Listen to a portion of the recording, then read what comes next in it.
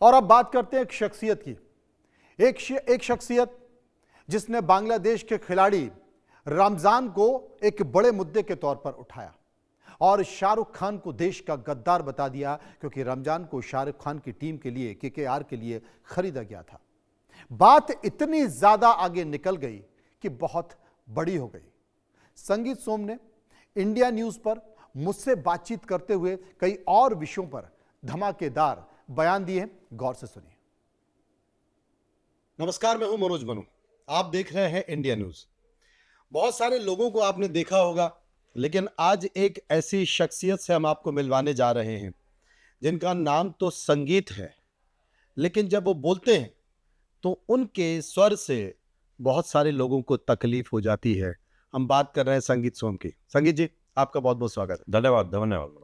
अच्छा, ये बताइए, कभी मुंबई जाने की कोशिश की? क्योंकि मुझे लगता है कि 6 फीट की हाइट और ईश्वर ने एक अच्छा चेहरा दिया है। कभी कोशिश की, कभी मन में ख्याल आया? असल में क्या है मनोज जी, मैं जो काम कर रहा हूँ उससे मैं बहुत संतुष्ट हूँ, क्योंकि हर आदमी के दिमाग में ये रहता है कि मैं सेलिब्रिटी बनूं। है, कोई नाच गा के सेलिब्रिटी बनता है, कोई कुछ करके सेलिब्रिटी बनता है, लेकिन मुझे पब्लिक ने सेलिब्रिटी बना रखा है, तो मुझे पब्लिक की सेवा करके बना रखा है, तो उसमें मैं बहुत संतुष्ट हूँ। इसलिए मैं मुंबई जाने की कभी सोचता नहीं हूँ कि मैं मुंबई जाके कुछ काम करूँ। मुझे इतना ही काफ़ी है कि जो लोगों की सेवा कर रहा हूँ, जो ज़मीन पर रह के लोगों की सेवा करता हूँ, उससे बहुत संतुष्ट हूँ। स्कूल कॉलेज में कभी वैसा विचार आया? कभी नहीं, कभी नहीं, कभी नहीं। हम तो गांव पर किसान परिवार से आए हैं, कभी सोचा भी नहीं थे। गांव के प्राइमरी स्कूल के पढ़े हुए हैं हम, तो हमें कहाँ वो सब विचार आएंगे साहब। राजनीति में आने का अचानक से ख्याल कैसे आया? ऐसे ही अचानक हमारे कभी गांव में कोई पॉलिटिक्स में नहीं रहा, हमारे एरिया में भी बहुत कम लोग पॉलिटिक्स में रहे। और आप ताज्जुब मानेंगे, मैं ऐसे गांव में पैदा हुआ हूं कि जिस गांव में पैदा हूं शायद मेरे विधायक बनने से पहले कोई विधायक ना गया हो। जाने के लिए रास्ता नहीं हुआ करता था। 350-400 वोट छोटी सी थोड़ी सी गांव में हुआ करती थी, अब तो 700-800 हो रही है, लेकिन उस टाइम 300-350 होती थी। नदी के किनारे पर छोटा सा पिछड़ा गांव। आप ताज्जुब मानेंगे कि उस टाइम के हमारे फादर अकेले ग्रेजुएट थे गांव में। और इस तरीके का गांव था, तो कभी सोचा भी नहीं था पॉलिटिक्स करेंगे। लेकिन समय आते आते आते दिल्ली में आए, व्यापार किया, काफ़ी लंबे समय तक अपने व्यापार करते रहे। फिर लोगों ने थोड़ा कहा कि नहीं, आपको इधर भी आना चाहिए और देखना चाहिए, और थोड़ा सा मन में आया कि लोगों की सेवा भी करना चाहिए, तो वो कर रहे हैं। आपने विधानसभा का चुनाव भी लड़ा, 2 बार आप विधायक रहे। 2 बार के कार्यकाल में ऐसा क्या हुआ कि तीसरी बार आप चुनाव और देखिए, मैं मेरे यहाँ क्या है कि देखिए, जब मैं पहला चुनाव जीता, और मैं उस कंडीशन में जीता था कि हमारी भारतीय जनता पार्टी पूरे प्रदेश में 43 सीट जीत के आई थी। उनमें से मैं एक था। विपरीत परिस्थितियों में भी मैं सरदाना से जीत के आया। भारतीय जनता पार्टी के सभी कार्यकर्ता, सभी नेताओं के सहयोग और आशीर्वाद से जीत के आया। लेकिन मुझे 62,000 वोट मिली थी। जब मैं दूसरा चुनाव जीता तो मुझे 93 मिली। लेकिन जब मैं तीसरा हारा हूं तो 1 लाख प्लस मिली है। मतलब मेरा कोई लोगों में क्रेज नहीं घटा, लोगों में कोई मेरा, चूंकि मैंने लोगों की सेवा करी, लोगों के काम किए, और मैंने ऐसे ऐसे काम किए हैं कि बहुत कम लोग अपनी विधानसभा में कर पाते हैं। मेरी विधानसभा में एशिया की सबसे बड़ी यूनिवर्सिटी मेरे कार्यकाल में बन रही है, स्पोर्ट्स यूनिवर्सिटी, जिसकी खुद देश के यशस्वी प्रधानमंत्री नींव रखा है, वो सरदाना में बन रही है। 1,000 करोड़ की लागत से मैंने पानी की टंकी, हॉस्पिटल, ये 3,000 करोड़ के काम मैंने कराए। लेकिन ठीक है, वो गणित है कि किसी गणित से लोगों को लगा होगा, लेकिन मेरी वोट नहीं घटी, मेरी वोट बढ़ी। और बसपा का प्रत्याशी एकदम डमी हो गया, जो 50,000 वोट लेता था वो कुल 10,000, 12,000, 14,000 पर रह गया। तो गणित होता है चुनाव का। चुनाव का आने जीतने से कोई फर्क नहीं पड़ता। चुनाव तो देश में चौधरी चरण सिंह जी भी हारे हैं, इंदिरा गांधी भी हारी हैं, और अटल बिहारी वाजपेयी जी भी हारे हैं। देश के बड़े बड़े राष्ट्रीय नेता हारे, मैं हार गया हूं, तो कौन सी बुरी बात है इसमें? आपको गुस्सा बहुत जल्दी आ जाता है? एकदम नहीं कब, आता। जबकि राष्ट्रवाद की बात हो, ऐसा क्या हो गया जिसमें रमजान को अगर शाहरुख खान ने ले लिया तो आप एकदम आग बबूला हो गए? अब आप गुस्सा दिलाने की बात तो फिर से कर रहे हैं।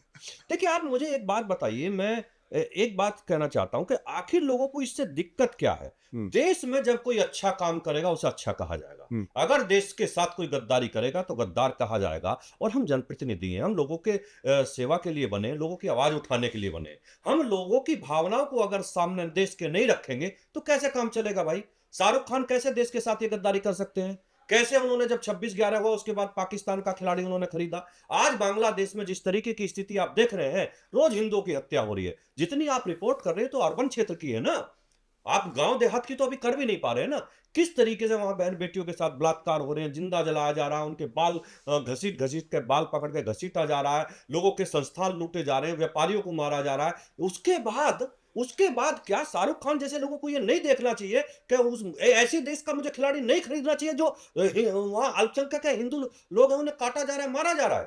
तो ये गद्दारी नहीं तो क्या तो है? शाहरुख खान ने अपनी मर्जी से थोड़ा खरीद लिया। बीसीसीआई की जो व्यवस्था उस व्यवस्था से नहीं, खरीदा। बिल्कुल उस व्यवस्था से नहीं खरीदा। उस व्यवस्था से खरीदते तो हमें कहां एतराज था। क्यों बीसीसीआई ने परमिट किया? बीसीसीआई ने पुल बनाया था बहुत साल पहले। ये व्यवस्था शुरू, ये सब कुछ हुआ है शुरू अब। और मैं पूछना चाहता हूं, क्या खिलाड़ी देश में नहीं है क्या?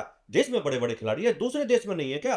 दूसरे देशों से भी तो खरीद सकते थे। ये जहां केवल भाई आज क्यों 26/11 के बाद पाकिस्तान से क्यों खरीदा, बताइए मुझे। आज बांग्लादेश से क्यों खरीदा? क्या शाहरुख खान ने ठेका ले लिया? देखिए, शाहरुख खान अगर शाहरुख खान है तो देश की जनता की वजह से भारत ने शाहरुख खान बनाया है। नहीं तो पान मसाला बेचने वाला व्यक्ति है वो नाचने गाने वाला व्यक्ति है। वो अगर शाहरुख खान को शाहरुख खान बनाया है तो देश की जनता ने बनाया है। नहीं, शाहरुख खान से तकलीफ है कि रहमान से तकलीफ? मुझे ना शाहरुख खान से तकलीफ है ना रहमान से तकलीफ है। मुझे दोनों से तकलीफ नहीं है। जो देश के साथ गद्दारी कर रहा है मुझे उससे तकलीफ है। तो शाहरुख खान गद्दार है? बिल्कुल गद्दार है। उसने बांग्लादेश का खिलाड़ी खरीदा तो गद्दार है? बिल्कुल, अगर जो देश के साथ भारत के थे, आप देखिए ना, जब शाहरुख खान ने अच्छी पिक्चरें बनाई होंगी, हालांकि मैं उससे बहुत सहमत नहीं रहता, अच्छी पिक्चरें भी बनाई, पैसे के लिए बनाई, कभी फ्री नहीं करते हुए काम। लोग कहते हैं सेलिब्रिटी हैं, इसके सेलिब्रिटी, काहे के सेलिब्रिटी है साहब? उनसे बड़े सेलिब्रिटी हम है देश में साहब। हम देश की सेवा करते हैं, देश के लोगों की सेवा करते हैं, जनता की सेवा करते हैं, निस्वार्थ करते हैं। तभी तो मैं कह रहा हूं, मुंबई अगर चले जाते मैं तो क्या शाहरुख कह खान को रहा हूं? जगह मैं नहीं मुंबई मिलती। से अच्छा हो काम- सकता है कि रिप्लेसमेंट शाहरुख मैं खान हो। मुंबई से अच्छा काम लोगों की सेवा करके कर रहा हूं। मैं नाच गा के सेवा नहीं कर रहा हूं, मैं लोगों की सेवा कर रहा हूं। लोगों के बीच में रह के, उनके दुख दर्द में रह के, उनके अच्छे बुरे में रह के मैं उस तरीके से सेवा कर रहा हूं। संजू सोम को बोलने की जरूरत क्या पड़ी? क्या क्या भारत की सरकार, क्या बीसीसीआई का कोई अधिकारी ये नहीं बोल सकता था कि शाहरुख खान तुम ये गलत कर रहे हो? संगीत सोम को देश की कोई सत्ता तो देश में बोलेगा। संगीत भी तो भारत का है, तो भारत का कोई व्यक्ति तो बोलेगा ना। मैं भी तो भारत का व्यक्ति हूं, तो भारत की बात क्यों नहीं रखूंगा? मैंने अगर रखी तो मैं तो धन्यवाद देता हूं बीसीसीआई का और भारत सरकार का कि उन्होंने देश के सैकड़ों करोड़ सनातनियों की भावनाओं को समझते हुए अगले दिन रहमान जैसे खिलाड़ी की वापसी कर दी। ये बीसीसीआई का निर्णय था। ये पहली बार नहीं हुआ, इससे पहले भी हो चुका है। तो क्या आप चाहते हैं, क्या आप ये मांग करते हैं कि बीसीसीआई को ऐसी व्यवस्था बनानी चाहिए कि भविष्य में देश विरोधी ऐसी जितनी भी बातें हो, हरकतें हो, खिलाड़ी हो, कम से कम बीसीसीआई को इसके लिए एक एसओपीज बनानी चाहिए? मैं आपको एक चीज बता देता हूं कि जहां भी देश के साथ गद्दारी हो रही हो, जहां भारत के खिलाफ नारे लग रहे हो, भारत के प्रधानमंत्री के खिलाफ नारे लग रहे हो, जहां अल्पसंख्यक हिंदुओं पे अत्याचार हो रहा हो, ऐसे किसी देश के साथ हमें खेल संबंध नहीं रखने चाहिए जब तक कि वहां हमारे लोग सुरक्षित ना हो। संगीत जी, 71 का युद्ध हुआ। 71 के युद्ध में जो संधियां बनी, जो एग्रीमेंट हुआ, उसमें यह था कि बांग्लादेश में अल्पसंख्यकों के साथ इस तरह की घटना नहीं होगी, और अगर होगी तो भारत सख्त कदम उठाएगा। पाकिस्तान ने, हमने जब पहलगांव की घटना हुई, भारत की सरकार ने, पाकिस्तान ने मुंह तोड़ जवाब दिया, उसके कई ठिकानों को तबाह कर दिया, लेकिन बांग्लादेश पर भारत की सरकार चुप है। क्यों? क्या करना चाहिए? देखिए, भारत देश की चौथी अर्थव्यवस्था है दुनिया की, और भारत ऐसा देश है कि किसी भी पड़ोसी देश को बहुत प्यार से अपने साथ रखता है, हमेशा उसका ध्यान रखता है, हमेशा ख्याल रखता है। हमने तो उस देश का हमेशा ख्याल रखा है जिसने हमेशा हमें आतंकवाद दिया है, जिसने हमेशा हमारे लोगों को मारने का काम किया, जिसने 26/11 से लेकर दुनिया में बहुत आतंक के काम किया, अभी पहलगांव किया, हमने हमेशा उसका भी ध्यान रखा है। लेकिन तब तक भारत ध्यान रखता है जब तक गर्दन पे छुरी ना आ रही हो। हम आज भी बांग्लादेश को बताना चाहते हैं, आपकी स्थिति तो बहुत खराब है साहब।